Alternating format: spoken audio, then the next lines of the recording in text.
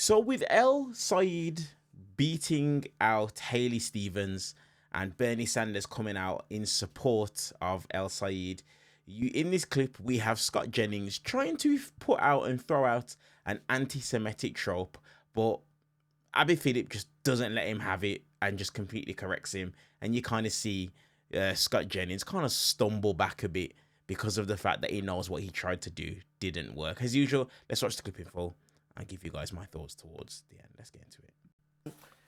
Scott Jennings, your response to what Senator Sanders had to say. Well, I mean, right at the end, he ultimately said, yes, I want people like Hasan Piker in my political party. We're a big tent. He wants people in the party that say America deserved 9/11. He wants people in his party that are out there idealizing Chairman Mao and the like. I mean, this is not something I would be embracing if I were trying to build a political party that could appeal to, mainstream Americans. I think they're going to deeply regret these associations and this continued demonization of AIPAC. AIPAC is Jewish Americans who are choosing to participate in politics.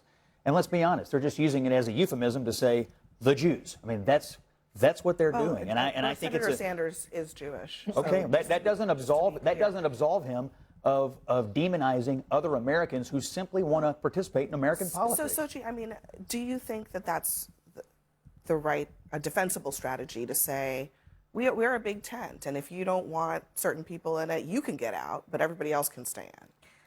Listen, I think that ultimately the voters will decide here. And I think when it comes to AIPAC, I think the reason why that was an effective strategy for Al Sayed, and we'll see tonight if he actually wins, is because there was $30 million that was being spent in this race. And part of it is that his message was that this race shouldn't be bought.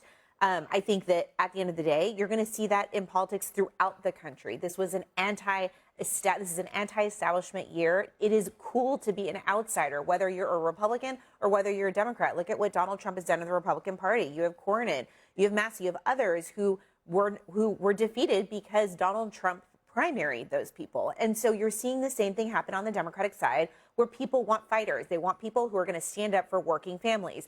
Now, at the end of the day, these are going to be fights about who can work harder for the American people. And if someone doesn't want to be part of the Democratic Party, they don't have to be part of the Democratic Party. I will say that a lot of the views that are happening and that Al Sayed stands for and what he has been saying, those views would not resonate with people in Texas. I think if you were to ask in my home state of Texas anything about socialism or DSA or any of these things, not one voter would understand what you're saying. So I do think that every state is different in this sense. People talk about this big tent party. I think it is a matter, the enthusiasm is where are the fighters, whether it's Democrats or Republicans. It's not about party labels anymore, and we have to get over that as a country. People do not like the labels. I think people are looking at this race totally wrong. First of all, Hasan Piker is not the candidate. Abdul Sayed is. And Donald Trump has associated himself, and many Republicans have associated themselves with questionable people, but those people aren't the candidates either. The candidate has to run for themselves. Whoever wins, I want the Democrat to win that seat. But Donald Trump won Michigan twice. And Donald Trump is so far away from being moderate. Like, we're pretending like we don't live in this country where these extremes, there's nothing about, the Republican Party is the MAGA party now. Yeah, and it is Donald Trump. Let me finish. Okay. Donald Trump's party. And the Democratic Party is actually reforming itself. And I actually am excited about these debates happening in the Democratic Party, because after 2024 and even leading up into 2024, people were like, who are the Democrats? Now, you don't have to like it, but the reality is there's a lot of people in Michigan tonight that did. And you can talk about Israel and Gaza, but we know there are single issue voters, but there are also people who vote for Medicaid, for housing, to be able to afford gas. And that is what a lot of voters are doing. Now, John King pulled up that map. And some of those districts where you think, we don't know what's going to happen tonight, where Haley should be doing better, there should be no reason that somebody spends $60 million in a race and it's even close. That's because people actually get to decide, not dollars. And people in Michigan are saying, it's hard for me right now, and I want somebody who will fight. And that's the same thing they said in 2024 when Donald Trump, not a moderate candidate, said, I'm going to fight for you. And that is what's playing out tonight. Yeah, I mean, I think a lot of the anger is far less at the Republican Party. I was initially taking issue with your idea that Donald Trump is some extremist from a policy standpoint. I mean, he was But neither is Abdul. That's the thing. And I'm not alleging Actually, that on Abdul's side. I will say Wait, it is wait, wrong hold to on. Sorry, view you're saying Trump is not extreme? on policy. I mean, he is on gay rights. He was to the left of No, I mean, when he took I'm office just as when talking Obama about like took basic office. stuff, universal tariffs, mass deportations. Those are pretty extreme positions. I mean, mass deportations. I mean, Bernie Sanders was incredibly for strict border control and That's deportations not the same up thing until as 5 mass years ago. deportations. No, I mean, Barack Obama's probably deported more people than Donald Trump is. I know, but the I'm just idea saying that he's an Barack Obama- aberration on Trump policy. But Trump is not moderate. But one of the Trump reasons why he campaigned on the won mass Michigan. He's not an orthodox One of the Republican. reasons why he all one illegal of the immigrants reasons in the why he country. won Michigan is he And he won. connected well with the voters who were frustrated with an establishment they felt didn't listen to Yeah, him. and that's happening tonight. This is here what's I'm tying happening. it Which is to what I'm the saying. point. It's anti-establishment. But I think the biggest thing, though, is the Democratic establishment. If there was any notion that they were fearsome, and they, in a lot of senses, were fearsome because there was a lot of money behind them, let's put to bed the idea that money in politics is a massively swaying force.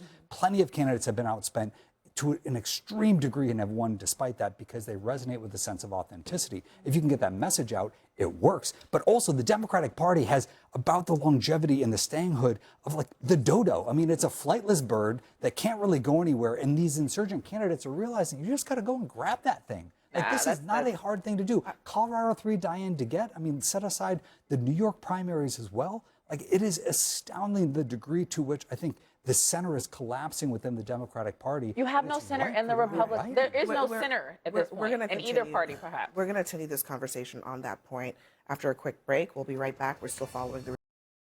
So, did you guys see that, Scott Jennings? Did you see what he tried to do in the beginning of the clip? He literally tried to do the anti-Semitism play. That's what it is that he tried to do. But Abby Phillip, well, no, because that's Sanders himself is Jewish. The way that these people on the right are trying to conflate criticism of AIPAC, criticism of the Israeli government, and trying to make it a thing of, well, if you criticize, that means that you're against Jews. That is not the case. It's not the case at all. And I literally just saw a clip before I jumped on and made this video where Abdul El Sayed said he stands with Jewish people. But you can criticize what it is that the Israeli government is doing because it is a genocide and we're literally watching it play out in real time in front of our eyes. We literally are. And I can't remember the individual's name, the guy who has the ginger hair trying to act like Donald Trump isn't extreme. And then literally trying to bring in Barack Obama and Bernie Sanders. Oh, well, Barack Obama, he deported more people. Bernie Sanders was for strict borders. There's a difference between deporting people and strict borders and just rounding up anybody who has any pigmentation within their skin and profiling them and trying to get them out of the country. And as a result of that, people are actually ending up dead as a result. There's a massive difference between the two. But that's the problem with these people. They have no spine, they have no backbone, and they know exactly what it is that they're doing when they're trying to make these kind of plays. Honestly, very interesting. But look, guys, I've been away for a while. I apologize. I was away on holiday right here in the UK. It's now the 6 weeks holiday, so kids are off school. So I've been trying to manage that. I was away on holiday with my family, but I'm back now, and I'm going to be consistently bringing you guys just my thoughts and perspectives as a Brit from the outside looking in to what's going on within the United States political realm. All right, guys, we're less than 9,000 subscribers away from 100,000 subscribers. So do me a massive favor, help us get that 100,000 subscriber mark. All right, guys, appreciate you guys, and I'll see you guys in the next clip.